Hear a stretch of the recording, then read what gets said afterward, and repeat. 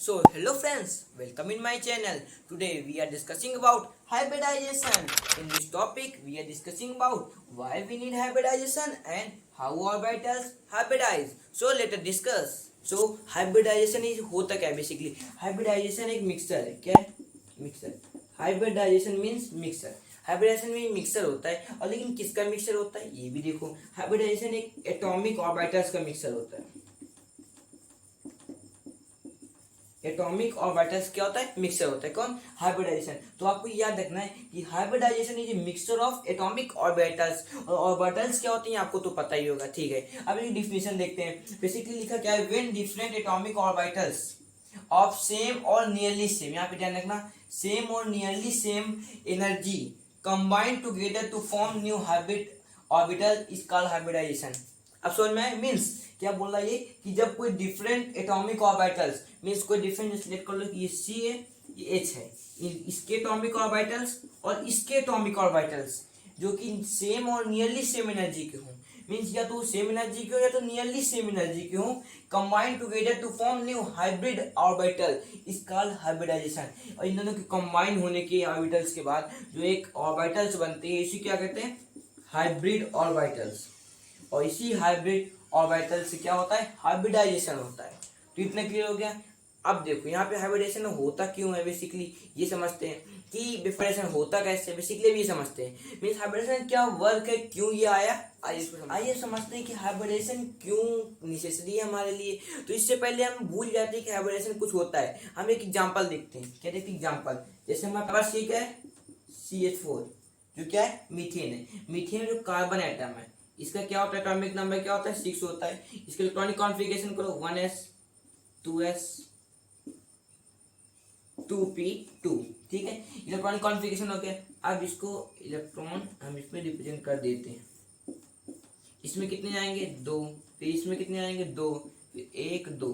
Total कितने हो गए? 6 इलेक्ट्रॉन हो गए जो कि कार्बन के ऑर्बिटल्स में होते हैं. अब बेसिकली ये क्या है? कार्बन की ग्राउंड स्टेट है. याद रखना कि कार्बन की क्या है? Ground state. जैसे ही कार्बन अपने एक स्टार्टिंग स्टेट में जाएगा एक इलेक्ट्रॉन यहां से यहां पे आ जाएगा. सब कुछ क्लियर हो रहा है? ये क्या है? ये कार्बन की एक्साइटेड स्टेट है. ये कार्बन की एक्साइटेड स्टेट में आ गया. अब देखो यहाँ पे कितने बचे? 1 2 3 4 इलेक्ट्रॉन ऐसे बचे जो कि अनपेयर्ड है. अब यही रिएक्शन करेंगे और यही इलेक्ट्रॉन लेंगे जिससे आगे फॉर्मेशन हो. तो अब ध्यान से देखना इसका आगे हम लोग जो क्या थे? 2s था और 2p था. 2s में एक ये और 2p में 3 ये हो गया. अब देखो यहाँ पे क्या है? एक इलेक्ट्रॉन था, यहाँ पे एक इलेक्ट्रॉन, यहाँ पे एक इलेक्ट्रॉन, एक इलेक्ट्रॉन यहाँ पे. अब इस किससे कंबाइन होगा? H से. H के 4 है, H से करो 1s में 1 जाएगा. मीन्स H का किस में रहेगा? 1 में ही रहेगा. तो बेसिकली ये H से जब कंबाइन होंगे, जब 4 H आएंगे तो ये कंबाइन होगा. बेसिकली मैंने इनका जो ये ओरिएंटेशन है इसको अपोजिट कर दिया क्योंकि अपोजिट ओरिएंटेशन जुड़ते हैं इसके साथ. तो बेसिकली अब यहाँ पे देखो कि ये एस है, ये किस में का था? एस का थे सब के सब. तो ये एस है, ये भी एस है. तो यहाँ पे क्या बना? बॉन्ड एस एस बॉन्ड है. यहाँ पे क्या है? पी है, यहाँ पे एस है. तो यहाँ पे क्या बना? एस पी बॉन्ड बना. फिर उसके बाद इसमें एस पी बॉन्ड बना. उसके बाद this and this S P bond बना. तो आप देख रहे हैं कि एक एस एस बॉन्ड बन रहा है और 3 एस पी बॉन्ड बन रहे हैं. This is totally incorrect because एक ही एटम के अंदर 2 टाइप के बॉन्ड हो ही नहीं सकते. क्योंकि यहाँ पे देखो S S bond, S P bond, S P bond, S P bond बन रहा है. तो ये इनकरेक्ट था.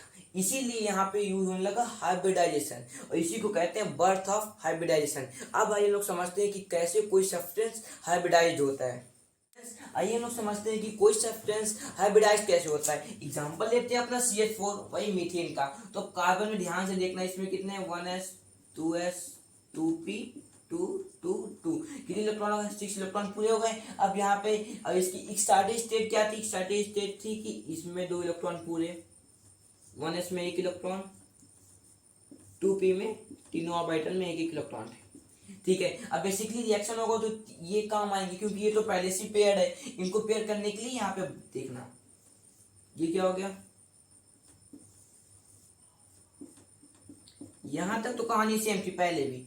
अब आगे देखते हैं कि हाइब्रिडाइजेशन बेसिकली, अब ये जो है ये S है और ये P है। अब यहाँ पे क्या होगा, हाइब्रिडाइजेशन होगा। और हाइब्रिडाइजेशन होता कैसे, ध्यान से देखना। S के अंदर कितनी ऑर्बिटल होती है 1, S लिख दो। P के अंदर कितनी ऑर्बिटल होती है 3, sp3 हो गया, ये हाइब्रिडाइज हो गया।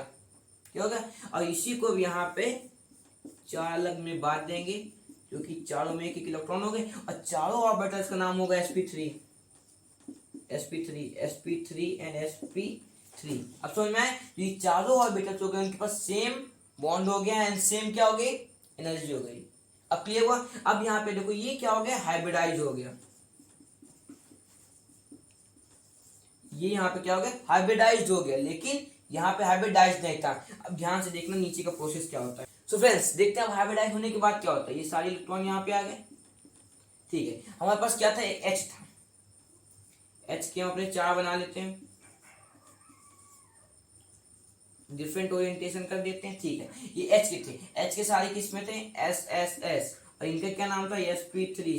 सारे का नाम क्या था, sp3।